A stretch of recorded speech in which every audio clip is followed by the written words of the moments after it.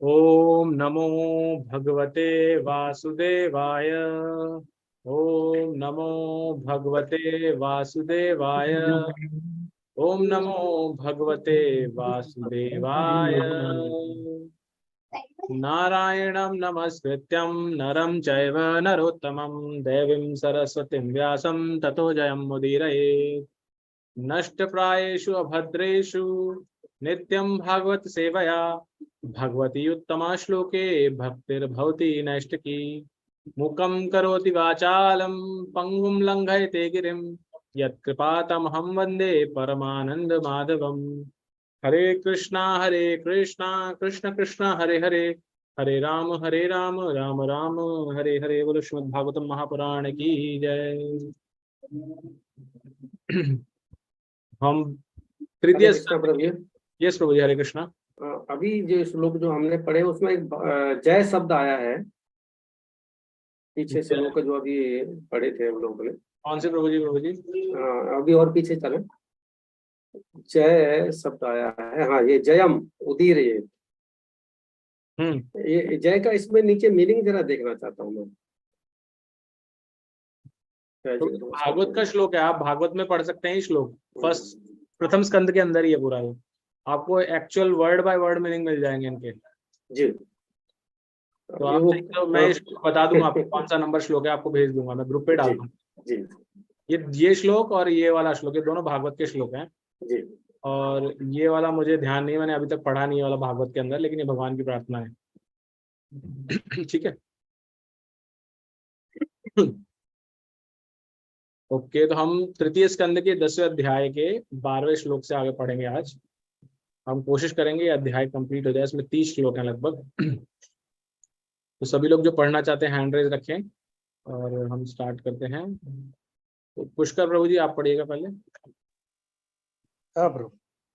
यह विराट जगत भौतिक शक्ति के रूप में अप्रकट तथा भगवान के निर्विशेष स्वरूप काल द्वारा भगवान से विलय किया हुआ है। यह विष्णु की उस भौतिक शक्ति के प्रभाव के अधीन भगवान की वस्तुगत अभिव्यक्ति के रूप में स्थित है। यह विराट जगत जैसा अब है वैसा ही रहता है। यह भूतकाल में भी ऐसा ही था और भविष्य में भी इसी तरह रहेगा। हरे कृष्ण प्रभु, थैंक यू। पंकज माता जी। हरे कृष्ण प्रभु जी। उस एक सृष्टि के अतिरिक्त जो गुणों की अन्योन्य क्रियाओं के फलस्वरूप स्वाभाविक रूप से घटित होती हैं, 9 प्रकार की अन्य सृष्टियां भी हैं। नित्य काल भौतिक तत्वों तथा मनुष्य के कार्य के गुण के कारण प्रलय 3 प्रकार का है। 9 सृष्टियों में से पहली सृष्टि महत तत्व सृष्टि अर्थात भौतिक घटकों की समग्रता है, जिसमें परमेश्वर की उपस्थिति के कारण गुणों में परस्पर क्रिया होती है। द्वितीय सृष्टि में मिथ्या अहंकार उत्पन्न होता है, जिसमें से भौतिक घटक भौतिक ज्ञान तथा भौतिक कार्यकलाप प्रकट होते हैं। हरे कृष्ण। अनुपम चंपकलता माता जी पढ़िएगा। हरे कृष्ण। इंद्रिय विषयों का सृजन तृतीय सृजन में होता है और इनसे तत्व उत्पन्न होते हैं। चौथा सृजन है ज्ञान तथा कार्य क्षमता का सृजन। 5वां सृजन सत्व गुण की अन्योन्य क्रिया द्वारा बने अधिष्ठाता देवों का है, जिसका सार समाहार मन है। 6ठा सृजन जीव की अज्ञानता पूर्ण अंधकार का है, जिससे स्वामी मूर्ख की तरह कार्य करता है। हरे कृष्ण। हरे कृष्ण। ज्योति माता जी। यस प्रभु जी, हरे कृष्ण। हरे कृष्ण। उपर्युक्त समस्त सृष्टियां भगवान की बहिरंगा शक्ति की प्राकृतिक सृष्टियां हैं। अब मुझसे उन ब्रह्मा जी द्वारा की गई सृष्टियों के विषयों में सुनो, जो रजोगुण के अवतार है और सृष्टि के मामले में जिनका मस्तिष्क भगवान जैसा ही है। 7वीं सृष्टि अचर प्राणियों की है, जो 6 प्रकार के हैं। फूल रहित फल वाले वृक्ष,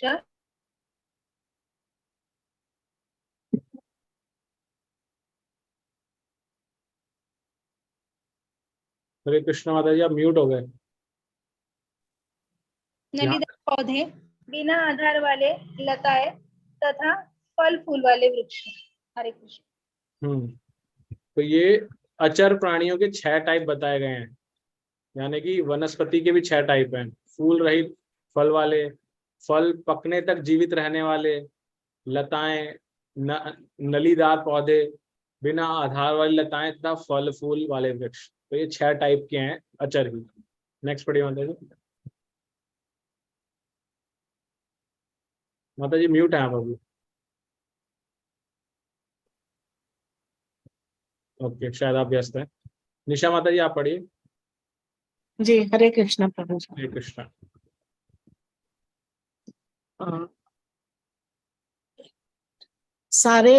सारे अचर पेड़ पौधे ऊपर की ओर बढ़ते हैं। वे अचेत प्राय होते हैं, किंतु भीतर ही भीतर उनमें पीड़ा की अनुभूति होती है। वे नाना प्रकारों से प्रकट होते हैं। इसमें अचर का मतलब क्या है? चर का मतलब होता है चलने वाले, और अचर का मतलब चल नहीं सकते। तो पेड़ पौधे इस तरह के भी होते हैं जो चलते हैं, वो अलग योनि है, वो अलग योनि है। इसी योनि की बात हो रही है। और लेकिन ये साथ में ये बता रही है भागवत स्वयं कि उनमें भी अनुभूति होती है, लेकिन बहुत छोटे लेवल की अनुभूति होती है, चेतना के लेवल पर। नेक्स्ट पढ़िए माता जी। 8वीं सृष्टि निम्नतर जीव योनियों की है और उनकी 28 विभिन्न जातियां हैं। वे सभी अत्यधिक मूर्ख तथा अज्ञानी होती हैं। ये गंध से अपनी इच्छित वस्तुएं जान पाती हैं, किंतु हृदय में कुछ भी स्मरण रखने में अशक्य होती हैं। तो अब जब कई बार 84 लाख योनियों की बात करते हैं तो उनमें देखिए कुछ का यहाँ पर ट्रेलर मिल रहा है हमें कि ऐसे भी विभाजन होता है योनियों का, कि वो गंध से तो पहचान जाएंगे लेकिन उनकी खुद की मेमोरी नहीं है, कुछ भी याद नहीं रख सकते हो। तो इसमें तात्पर्य पढ़ेंगे तो आपको और इंटरेस्ट आएगा। इसमें बहुत कुछ प्रभुपाद जी ने और डिटेल में बता रखा है। तो नेक्स्ट किरण माता जी आप पढ़िए।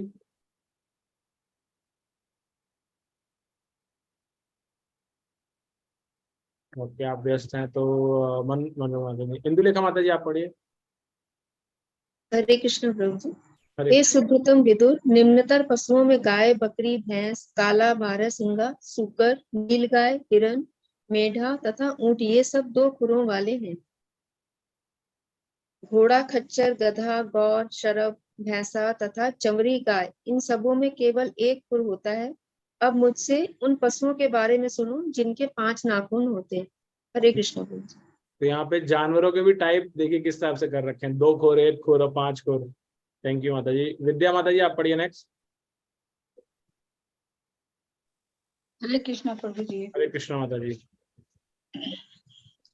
कुत्ता, सियार, बाघ, लोमड़ी, बिल्ली, खरगोश, सजारू, सिंह, बंदर, हाथी, कछुआ, मगर, गोसप इत्यादि के पंजों में 5 नखून होते हैं। वे पंच नख अर्थात 5 नाखूनों वाले पशु कहलाते हैं। कंक, गीध, बगुला, बाज, भास, भालुक, मोर, हंस, सारस, चक्रवाक, कौवा, उल्लू इत्यादि पंछी कहलाते हैं। हरे हरे कृष्ण। कृष्ण प्रभु हरे जी। कृष्ण। विमला माता जी आप पढ़िएगा।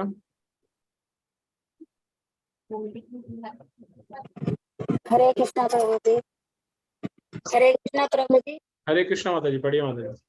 मनुष्यों की सृष्टि कर्मानुसार 9वीं है। यही केवल एक ही योनि जाति ऐसी है जो अपना आहार उधर संचित करते हैं। मानव जाति में रजोगुण की प्रधानता होती है। मनुष्य यह में भी सदैव व्यस्त रहते हैं, किंतु वे अपने को सभी प्रकार से सुखी समझते हैं। तो यहाँ क्या बता रहे हैं कि मनुष्य 9वीं सृष्टि है और सदैव दुखी रहते हैं लेकिन अपने आप को सुखी समझते हैं। तो दुखालय में है। और इसका ना अगेन मैं गुरु महाराज के लेक्चर सुन रहा था, उसमें गुरु महाराज बताते हैं कि जैसे पहले इस तरह की सजाएं दी जाती थी लोगों को, और आपने कई बार शायद मूवी में भी देखा होगा कि किसी व्यक्ति को सजा देनी होती तो उसको पानी में डुबोते थे, ऐसे पकड़ के जबरदस्ती डुबोते थे, और डुबोने के बाद कुछ 1-2 मिनट के बाद जब वो मरने वाला होता है तो उससे पहले जस्ट बाहर निकाले तो 1 सेकंड के लिए सांस लेता है और वापस से उसे डुबोते हैं। तो ये इस तरह की पहले सजाएं होती थी, जब काला पानी और ये सब सजा होती थी। तो गुरु महाराज बताते हैं कि वो जीवित व्यक्ति कैसे रहता है, वो जब 1 सेकंड के लिए बाहर निकलता है वापस उसको पानी में डालते हैं, और उससे जो 1 सेकंड के लिए बाहर निकलता है ना, उसको वो उसमें सांस में सांस आती है। तो ये जीवन जो है ये ऐसी दुख में भरा हुआ है, अंदर मात्राएं, तो हम दुख में डूबे हुए हैं, लेकिन वो एक क्षण भर की जो हमें लगता है ना कि सुख है, वो जस्ट दुख कम होता है उस सेकंड में, तो हमें वो सुख लगता है और हम फिर उसकी आकांक्षा करने लगते हैं कि ये आएगा आएगा, लेकिन है यहाँ पे सब दुख ही दुख। ये पूर्णता है इसकी। पढ़िए माता जी नेक्स्ट। हे श्रेष्ठ विदुर, ये अंतिम 3 सृष्टियां तथा देवताओं की सृष्टि 10वीं सृष्टि वैकृत सृष्टियां हैं, जो पूरे वर्णित प्राकृतिक सृष्टियों से भिन्न है। तुम्हारा का प्रागट्य दोनों सृष्टियां है। हरे कृष्ण प्रभु। हरे कृष्णा माता जी। नेक्स्ट कल्पना माता जी आप पढ़िए। जी प्रभु जी। देवताओं की सृष्टि 8 प्रकार की है। देवता, पितरगण, असुरगण, गंधर्व तथा अप्सराएं, यक्ष तथा राक्षस, सिद्ध, चारण तथा विद्याधर, भूत, प्रेत तथा पिशाच, किन्नर, अति मानवीय प्राणी, देवलोक के गायक इत्यादि। ये सब ब्रह्मांड के सृष्टा ब्रह्मा द्वारा उत्पन्न है। अब मैं मनुओं के वंशजों का वर्णन करूंगा। सृष्टा ब्रह्मा, जो कि भगवान के रजोगुणी अवतार हैं, भगवान की शक्ति के बल से प्रत्येक कल्प में अचूक इच्छाओं सहित विश्व प्रपंच की सृष्टि करते हैं। इस प्रकार श्रीमद् भागवत के तृतीय स्कंद के अंतर्गत सृष्टि के विभाग नामक 10वें अध्याय के भक्ति वेदांत तात्पर्य पूर्ण हुए। बोले श्रीमद् भागवतम महापुराण की जय। कल हम 11